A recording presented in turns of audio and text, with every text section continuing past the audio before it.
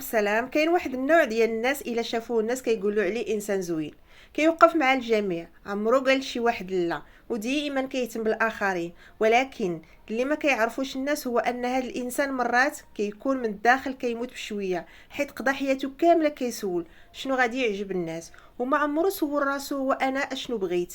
هذه قصة امرأة ممكن تكون كتعيشيها انتي او شي واحد قريب ليك. امرأة دازت سنوات وهي كتقول نعم، نعم للعائلة، نعم للأصدقاء، نعم للخدمة، نعم لأي واحد محتاجها، حتى ولات كلمة لا بالنسبة ليها بحال شي حاجة ممنوعة. كانت كتفيق الصباح وهي عارفه شنو خاصها دير للاخرين، ولكن ما كانتش كتعرف اشنو خاصها دير راسها.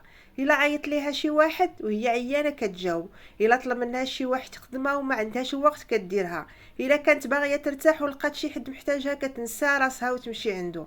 والناس كانوا كيشوفوها قويه، كانوا كيقولوا هي تقدر على كل شيء. ولكن الحقيقه انها ما كانتش قويه دائما، كانت غير متعوده تخبي التعب ديالها.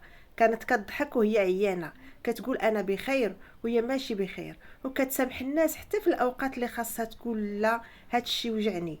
وكل مره كانت كتسكت، كانت كتخلي واحد الجزء من راسها يختفي.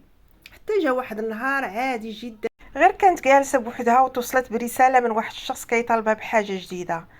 قراتو بقات كتشوف التليفون شويه ومن بعد حطاتو على الطابله. ولاول مره ما جاوباتش، ماشي حيت ما بغاش تعاون، ومن بعد ولكن حيت كانت عيانه، لان اول مره ومن بعد جاها احساس غريب، ما بغاتش احساس تعاون، بالذنب. ولكن بدا حيت عقلها كانت كيقول لها عيانه. علاش ما ومن بعد جاوبتيش، جاها واش احساس غريب تبدلتي، واش بالذنب. غادي يقولوا بدا الناس عقلها عليك. كيقول لها وهنا علاش ما فهمت واحد تجاوبيش، الحاجه اللي واش عمرها ما انتبهت تبدلتي، ليها، واش غادي انها يقولوا ما لك ما كانتش بقيتيش خايفه بحال تخسر قبل. الناس، كانت وهنا خايفه من فهمات نظره واحد الناس الحاجه اللي ليها. عمرها ما الا ما انتبهت بقاتش ليها، كدير اللي انها ما باغيين، كانتش هنا خايفه بدات تخسر كتصور الناس، راسها كانت اسئله خايفه عمرها من ما نظره عطاتها الناس الوقت. ليها واش انا اللي ما عايشه بقاتش حياتي ولا كدير غير اللي كنعيش باغيين. الحياه اللي وهنا الناس بدات كتسول متوقعينها راسها مني؟ اسئله عمرها واش ما كل هاد عطاتها الوقت. السنوات كنت واش كنعاون انا الناس عايشه حيت بغيت، حياتي ولا ولا حيت غير كنت كنعيش خايفه الحياه نقول اللي لا؟ ديال الناس واش الا متوقعين خيبت مني الظن ندير ديال شي اي واحد حاجه. فيا غادي يقول واش كل انسانه هاد خايبه؟ السنوات كنت وسط هاد كنعاون الناس الاسئله حيت تذكرات بغيت شحال من ولا مره حيت كنت كانت باغيه خايفه دير شي نقول لا؟ حاجه لراسها وما دارتهاش. واش الا شحال خيبت من الظن حلم ديال شي واحد اجلاتو، فيا غادي نكون وشحال انسانه من فرصه خايبه؟ قالت عليها من وسط هاد بعد. الاسئله تذكرت شحال من مره سكتت كانت باغيه شويه دير شي حاجه لراسها باش وما تفكر شي دارتهاش. شويه، وفجاه شحال من حلم فهمت ان جلات، اخطر حاجه وشحال من ماشي فرصه انها بقات بها كتخيب من الظن بعد. ديال الناس. اخطر حاجه وفجاه هي فهمت ان انك اخطر حاجه كتوصل ماشي لواحد انك النهار تخيب وتكتشف الظن ديال انك عشتي الناس، سنوات اخطر حاجه كامله هي انك وانت توصل كتخلي لواحد النهار الاخرين وتكتشف يختاروا لك انك كيفاش عشتي تعيش. سنوات من كامله، داك النهار وانت ما كتخلي تبدلاتش الاخرين حياتها في يختاروا لك نهار كيفاش واحد، تعيش. وما ولاتش انانيه، وما ولاتش كتقول لا لكلشي. غير بدات كتعلم واحد الحاجه بسيطه: ماشي كل طلب خاص نجاوب عليه بنعم، وماشي كل شخص خاصني نرضيه، وماشي كل واحد غادي يتفهم اختياراتي. وبدات بابسط حاجه: نهار كتكون عيانه كتقول اليوم ما غنقدرش، نهار بدات كتعلم واحد الحاجه بسيطه: ماشي كل طلب خاصك تجاوب عليه بنعم، وماشي كل شخص خاصك ترضيه، وماشي كل واحد غادي يفهم اختياراتك. بعض الناس ما عجبهمش التغيير، شي واحد قال ليها واش تبدلتي، شي واحد قال ما بقيتيش كيما كنتي.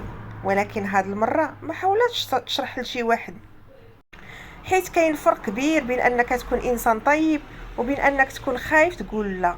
وكان فرق بين انك تبغي الناس وبين انك تسنى راسك باش يبغيوك الناس. خليني نسولك في واحد السؤال: الا بقى كلشي كيقرر على حساب راحه الناس، امتى غادي تبدا تختار حياتك انت؟